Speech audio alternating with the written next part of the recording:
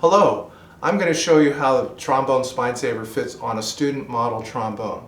First thing is that there is a clip to provide you with a lower hook loop, and this is going to attach to the student trombone right here above this brace. It's called a ferrule or brace socket, and what I'm going to do is I'm going to clip that right in like this, rotate it around, and now you have a hook loop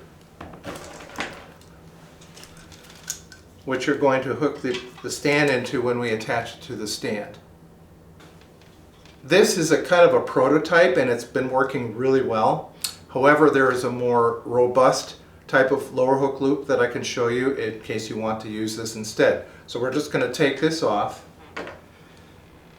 and I've taken one of the silicone tubes and cable ties out of the packet, and I'm just going to take that silicone tube off, and about 5 inches up from the ferrule I'm going to wrap that tube around like this, and you see that the tube is a little bit too long, so I'm just going to cut it off like that. And now I'll be able to secure it in place using this cable tie. So we wrap it around about 5 inches above the ferrule, and we insert the end into the lock. And what we have to listen for is if it's clicking, because if it's not clicking, it's not engaging the grip mechanism.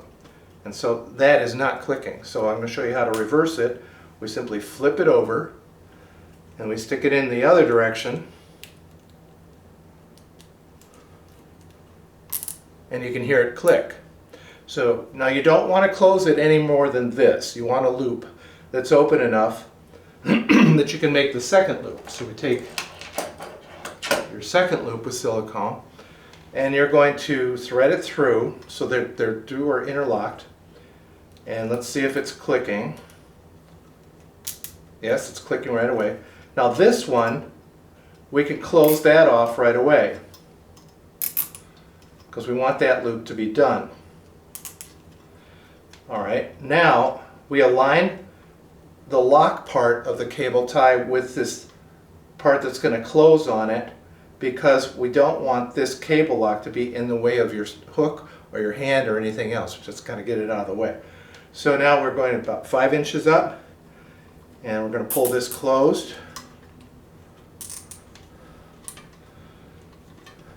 Now that's pretty good the way I have it right there. However, I would tighten it down with pliers, or get a grip on there with pliers, and really pull on that, get those last couple clicks out of it, and that means that isn't going to move at all.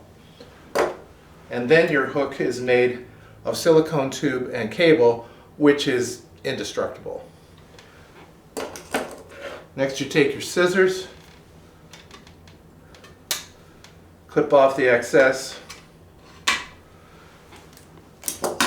and now your lower hook is going to hook into this silicone loop just like that.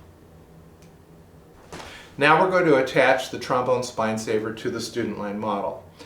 You can notice right here that I have already installed a saddle stay, which forces the saddle, once we click it in, to stay right there. It won't slide forward because of the brace, won't slide back because of the saddle stay.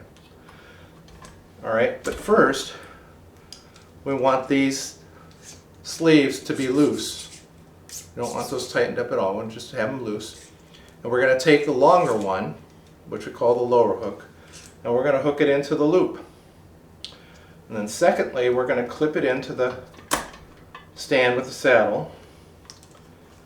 And then we're going to hook the lower hook, or the upper hook, underneath the mouthpiece like this.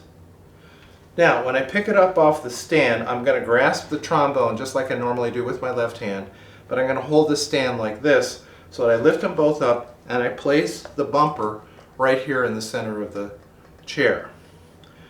Now, obviously with these things loose, it's not holding up the trombone, so I'm going to make this tight.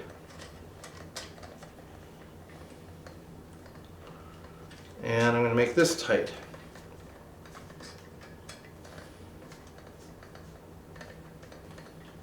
And so it will now hold up the trombone, not necessarily the way that we want to have it, but at least you get the basic idea.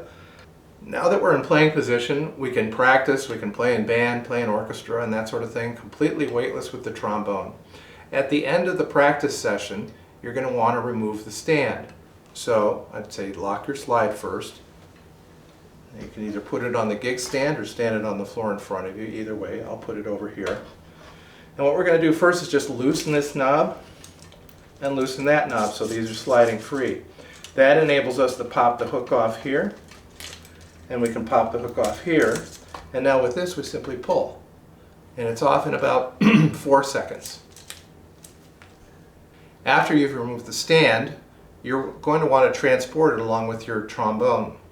The problem is this won't fit inside your case. So what we have is a tote bag, and this controls the hooks and straps from flapping around, gives you a nice tight bundle to carry. Now what we're going to do first is simply lower the height of the stand completely like this, and then we're going to drop it into the tote bag. Make sure the hooks get in there.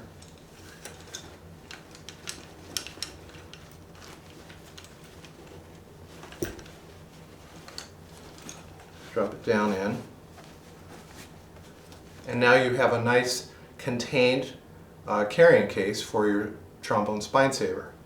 In the middle of the stand it's kind of skinny, and what you can do is you can pick up your trombone case and hold them at the same time, because this is so thin.